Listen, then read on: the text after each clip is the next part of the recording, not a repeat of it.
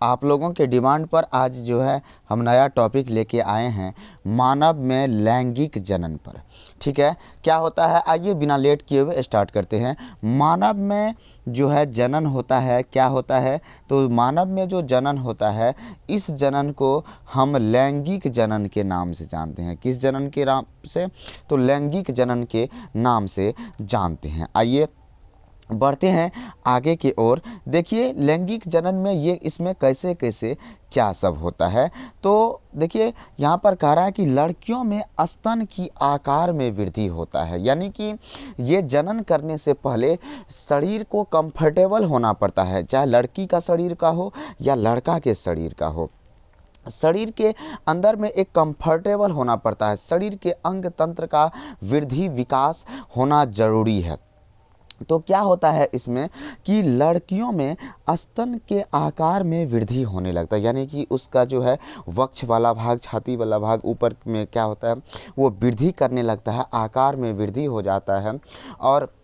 वो धीरे धीरे बड़ा होने लगता है, साइज बड़ा होने लगता है और उसमें जो है दुग्ध ग्रंथि का जो है उसमें क्या होता है विकास हो जाता है। और ऊपर जो है स्तन ग्रंथि में जो काला काला भाग होता है, छोटा छोटा गोल गोल ऊपर में जो काला काला भाग होता है जिसे स्तनाग्र कहते हैं, उसकी त्वचा यानी स्तनाग्र कोष्ठ में इंग्लिश में जो है इसको क्या बोलते हैं, तो इसको निप्पल बोलते हैं। निप्पल क्या होता है, उसके काला काला जो भाग होता है दोनों साइड में सबसे ऊपर वाला भाग जो होता है छाती पर, वो काला काला होने लगता है और धीरे धीरे ये और ज़्यादा काला होने लगता है, गाढ़ा काला होने लगता है और ये जो है गाढ़ा होने लगता है। और इस समय लड़कियों में रजोधर्म होने लगती है, यानी कि मासिक चक्र शुरू हो जाता है, एमसी या महीनवारी जिसे बोलते हैं, ये स्टार्ट हो जाता है। और ठीक इसी तरह से जो है क्या होता है, तो लड़कों में भी इसी तरह से होता है। तो लड़कों में इस तरह से क्या होता है, देखिए तो कह रहा कि लड़कों के चेहरे पर जो है दाढ़ी मूछ निकल आता है, धीरे धीरे दाढ़ी होने लगता है, मूछ होने लगता है और उसकी आवाज़ जो है फटने लगती है, चरचराहट के साथ, झरझराहट के साथ फटने लगता है। और साथ ही दिवास्वपन में, कब, तो जब दिवास्वपन होता है, एक जागृति होता है, एक इच्छा भावित होता है, या रात्रि के समय में क्या होता है, शिश्न क्या होता है, यानी कि पुरुष का जो लिंग होता है, नीचे वाला जो पार्ट होता है डंठल, वो क्या होता है, तो वो अक्सर विवर्धन हो जाता है, यानी कि वो क्या होता है, तो टाइट हो जाता है, हार्ड हो जाता है और इसके कारण क्या होता है, ऊर्ध्व हो जाता है, यानी कि वो खड़ा हो जाता है, ऊर्ध्व हो जाता है। देखिए आगे की ओर क्या कह रहा है, आगे कह रहा है कि विभिन्न व्यक्तियों में विविधता होती है, अलग अलग व्यक्तियों के लिए ये प्रोसेस क्या होता है, तो अलग अलग होता है, विभिन्न व्यक्तियों के लिए विविधता होती है, परिलक्षित होती है।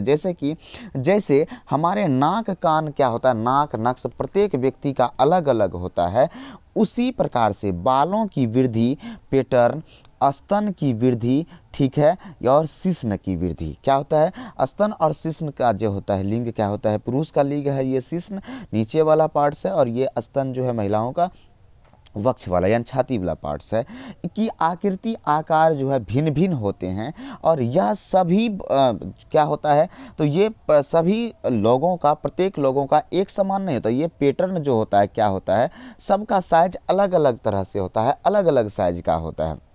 भिन्न भिन्न होता है। और यह सभी परिवर्तन शरीर की लैंगिक परिपक्वता के पहलू हैं, ठीक है, सभी का अलग अलग होता है।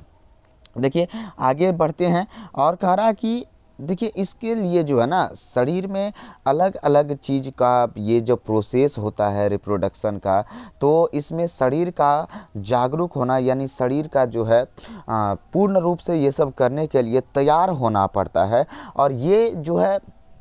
प्रोसेस जो होता है ये तुरंत नहीं हो पाता है, समय लगता है। क्या कह रहा है, देखिए कह रहा है कि दो व्यक्तियों, क्या, तो यहाँ पर देखिए कह रहा है कि दो व्यक्तियों के बीच जनन शक्ति कोशिकाओं की वास्तविक स्थानांतर हेतु विशिष्ट अंग या संरचना की आवश्यकता होती है। उदाहरण के लिए क्या, तो उदाहरण के लिए शिश्न जो उदर जो क्या होता है, ऊर्ध्व होता है, यानी टाइट हो जाता है, तो ये टाइट होने की क्षमता स्तनधारियों में, जैसे कि मानव में शिशुओं की माँ के शरीर लंबी अवधि तक जो अवधि तक क्या होता है, गर्भस्थ रहता है। यानी कि वो जो है गर्भ की जो प्रक्रिया ये तुरंत ख़त्म नहीं होता, इसके लिए लंबा प्रोसेस लगता है। ठीक है, तो ये क्या होता है, इस प्रक्रिया प्रोसेस में क्या होता है, तो इसमें जो है देखिए, इसमें क्या होता है कि जन्मोपरांत स्तनपान कराना, ये जैसे ही बच्चों का जन्म होता है तो क्या कराना पड़ता है, स्तनपान कराना पड़ता है। बच्चों को दूध की आवश्यकता होती है जो माँ को पूरा करना पड़ता है। इन सभी स्थितियों के लिए मादा जननांगों यानी कि जनन अंग, ठीक है, तो जननांग क्या है, तो इसमें जनन के साथ साथ में जनन और प्लस अंग मिल करके ये दो पार्ट बना है जननांग, ठीक है, एवं स्तन का परिपक्व होना आवश्यक होता है। अगर ये जनन अंग परिपक्व नहीं होगा तो फिर वो गर्भस्थ नहीं हो सकता है। स्तन जो है परिपक्व नहीं हो तो दूध नहीं पिला सकती है, तो इसके लिए आवश्यक है। आइए इसके लिए कैसे क्या प्रोसेस होता है, ये जो है पुरुष नर जनन तंत्र है, आप जो यहाँ पर देख रहे हैं ये जो है पुरुष नर जनन तंत्र है, इसके बारे में पढ़ेंगे। और उसके बाद जो है आगे क्या है, तो मादा जनन अंग है, तो उसके बारे में पढ़ेंगे। ठीक है, मिलते हैं नेक्स्ट पार्ट में, उस नेक्स्ट पार्ट में इस जनन अंग के बारे में पढ़ते हैं।